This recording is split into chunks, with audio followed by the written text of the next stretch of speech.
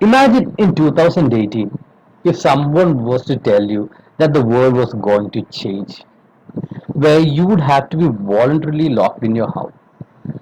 You will be afraid of giving shake hands, and it would be okay to curse in a bus, but it won't be okay to cough.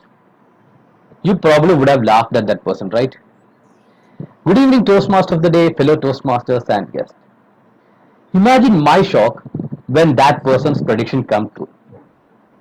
On 24th March 2020, our Prime Minister announced a nationwide lockdown to fight the COVID pandemic. I may be the one of the few people who are happy about this. Why? Because I am lazy by choice. Now, the first few weeks of the lockdown was an absolute bliss. Waking up at 11 a.m. was a treat, and I proudly continued that till this date. I was watching and rewatching old comedy movies and enjoying it, having dinner as soon as possible to get enough rest before going to sleep, then repeating all these the next day again and again. At first, I had a hunch that a vaccine will be discovered soon and all will be back to normal really soon.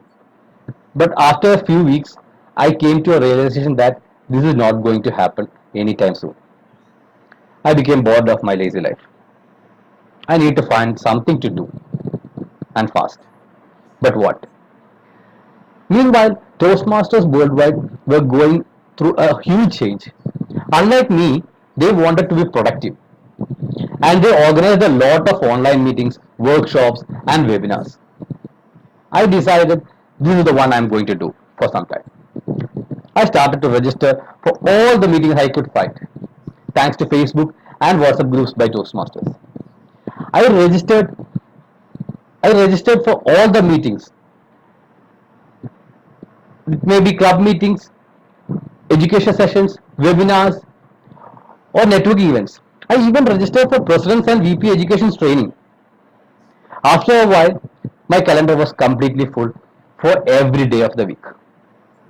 I attended a meeting whenever I was free, which was a lot since we are still in lockdown. I visited clubs in many countries with very diverse backgrounds like US, UK, Ireland, China, Pakistan, Sri Lanka, Kazakhstan, Kenya, South Africa, Australia, Spain, etc. It was a brand new experience for me as I'm a curious person. I learned many lessons about Toastmasters and public speaking.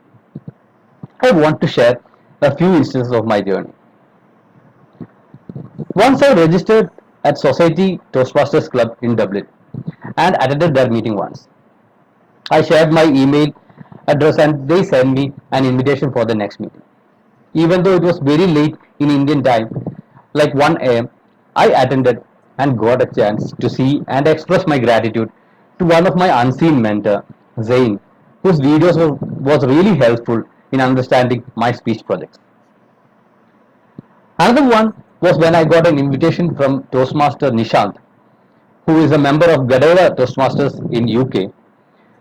He asked me to evaluate the speech he was going to give that day. I got to attend their meeting for 4 or 5 times, and I was fortunate enough to be the timer for their hybrid meeting, where they all attended physically, and we, a few people around the globe, attended online. And I even won a Best Table Topic Speaker award once. Even now, I seriously doubt their voting system. Another another event was when I got to attend Athens Toastmasters Club in US. There I saw very experienced and passionate Toastmasters who would meet every week and would successfully conduct a meeting even though their online attendance was very low. There were around 5 or 6 members meeting online every week. The meeting went without any problem. Most of them took 2 or 3 roles every day. That is something I should learn to perfect in my future.